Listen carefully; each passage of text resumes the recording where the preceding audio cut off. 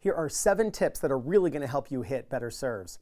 Tip number 1, at the beginning, start with your racket face open at about 45 degrees. This really encourages you to use the proper continental grip. Take a look at Nadal here. You'll see that his racket face is open at 45 degrees. This is not how recreational players typically begin their serve. What I typically see is players begin their serve with their strings facing down. And when your strings are facing down, it basically guarantees you that you're going to use a forehand grip, and then you're going to go into the waiter's tray and just push the serve, and you're not going to be able to get the speed and spin you're looking for. So the easy fix for this, hold the racket with your tossing hand, open it up by about 45 degrees, and then with your hand very straight up and down, not open or closed, with your hand very straight up and down, grab onto the racket, and you've got a pure continental grip. Tip number 2, coil at the beginning of your serve. What I typically see is players go down together and up together. And that's what maybe they've been told by a coach or a player in the past, and that's definitely the feeling that they have. Instead, have the first move you make be to coil, where your opponent can see your chest at the beginning of the serve, but then they see your back as you rock your weight back to your back foot before you rock your weight back forward again. We want to have that feeling of like a baseball pitcher because you can only uncoil if you've coiled first. Take a look at J.J. Wolf here. Watch the coiling that he has at the beginning of his serve. He's really turning his chest back toward the back fence a bit, and that allows him to uncoil later on in the swing. Tip number 3, avoid the ball up, tip up position. What does that mean? When the ball comes out of your hand, and if you have video footage of your serve, just review it and see if you're making this mistake. Check to see that you do not have the tip of the racket pointing up when you release the ball. That means you're using wrist extension and you're cocking your wrist back, which is one of the leading causes of going into the waiter's tray and just pushing. Look at PlayYourCourt's serve. Watch how as he lifts the racket, look at the bow in his right wrist. That's what allows you to have the ball up, tip down position in order to create a lot of racket speed. So at the beginning, our racket face is open, we coil, and then when we go to toss, we're going to lift the racket up, but keep the tip of the racket pointing down. That builds into the serve your racket being late. So instead of your racket being up by your head, your racket is down by your thighs. Notice my hand is not going in a different place. My hand's in the same place. Here my racket's by my head, here my racket's down by my thighs. And if my racket's by my head, I have a very short distance to the ball. And if your racket has a short distance to the ball, it's not going to want to go very fast. But if your racket has a long distance to go, it's got to catch up and speed up, and this is how you create the environment for racket speed, and you get to swing faster. So lift your racket up, ball up, tip down. As the racket rises, it's going to force your racket to be late, and what do you have to do when you're late to work? You got to drive fast. So when your racket's late, it's going to have to go fast, and it helps you hit spin and speed. Tip number 4, toss lower than you think you should. You hear all the time, someone misses a serve or they double fault, and a coach, a parent, a player on the next court would say, toss higher, Bob. You just get that ball way up high, as if that's the cure that's going to, fix their broken serve. Tossing higher generally leads to the serve getting worse, because the last thing you need is more time. And you hear that all the time, toss higher for more time. More time for what? More time to screw up is really what happens. See, when you toss really high, you have to time your swing to that ball, and you've got a lot of time to waste. So a couple things occur. One is you'll swing very slowly, or you'll pause. I mean, what's the point of pausing? Why not just toss lower and then keep the racket going? Or you'll see players do some funky stuff, wasting time, waiting for the ball to come back down. And even as the ball drops, it accelerates 9.8 meters per second. So the time it's in the way of the racket, the opportunity to hit the ball is a very short amount of time. Instead of tossing high and giving yourself a lot of time to swing and very little time to hit the ball, do the opposite. Toss lower, still at full extension, still giving you the ability to jump up. But now you're going to toss lower, like J.J. Wolf, Giovanni Pericard.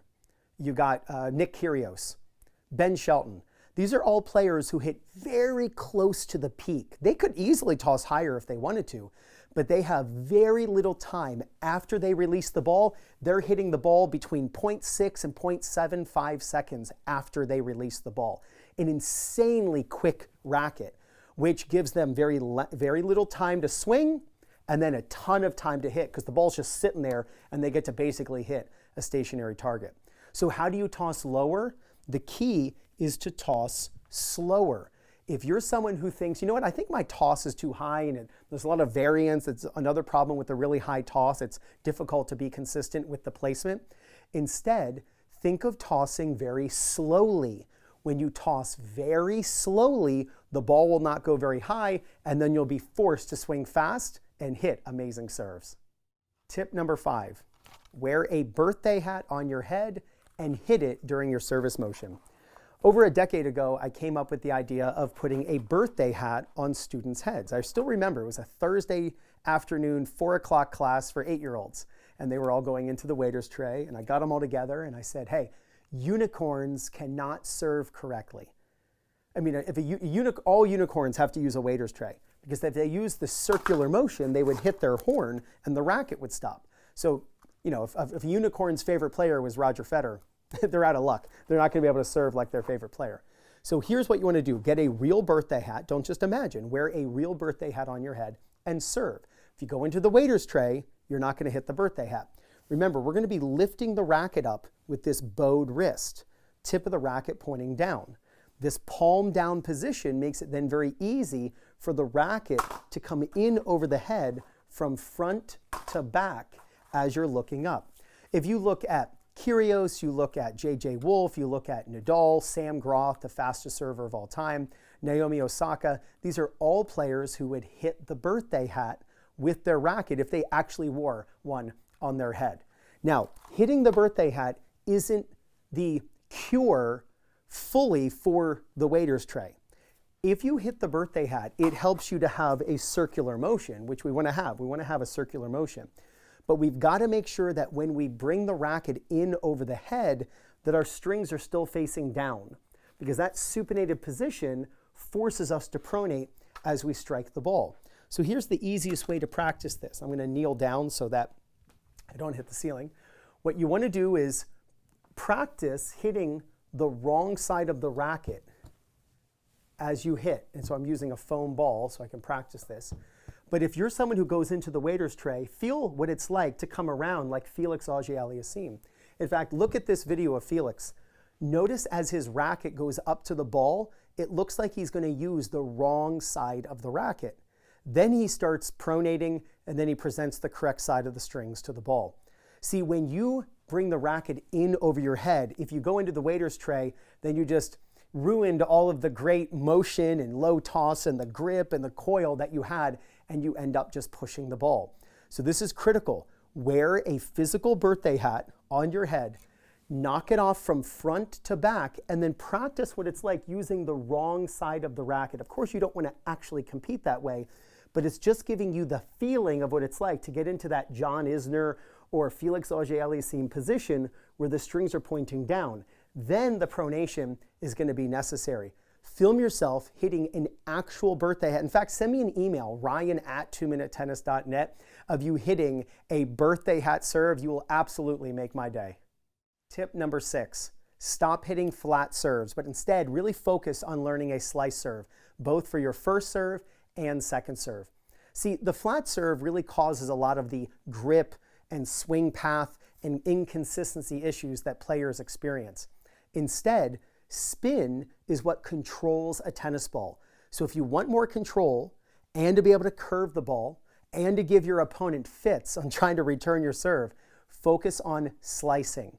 It's one of the reasons why the continental grip is so important. It helps us to lead with the front edge to get spin on the ball. Now, if you're used to hitting flat serves, you're used to swinging towards your target. So let's say this is my target right here, this part of the wall. And if I'm going to use an incorrect grip and a waiter's tray and swing straight toward the target, I'm going to swing toward where I want the ball to go. And when I do that, this is what usually leads to people having to dink their second serve because they're hitting fast first serves but slow second serves. But then a coach tells them, hey, hold the racket with a continental. The problem is now the strings face left if they're right-handed. If they're a lefty, the strings now face right. But the brain is so used to swinging toward the target that they swing toward the target, and now the ball goes to the left. Again, if you're right-handed, you swing toward the target, and the ball goes that way. It's about a 20-degree difference. So what you want to do is swing 20 degrees to the right, and then look where the ball goes. The ball goes where you want it to go. This is the fix for someone who is using the wrong grip and is hitting too flat. You put them in a continental grip, don't allow yourself to swing toward the target. You now have to swing, if you're right-handed, to the right of the target. If you're a lefty, swing to the left of the target. Now you're going to get the spin that curves the ball, and now the ball maybe drops a few miles an hour. It doesn't go as fast as the flat serve, but it's much more useful because now you're not just having to hit a bunch of second serves or hemorrhaging a ton of points because of double faulting. So learn to swing to the side of your target about 20 degrees, leading with the edge. As you hit the ball, the strings are going to face to the side about 20 degrees. That's the correction, making the ball actually go towards your target. And now you'll be a lot more consistent.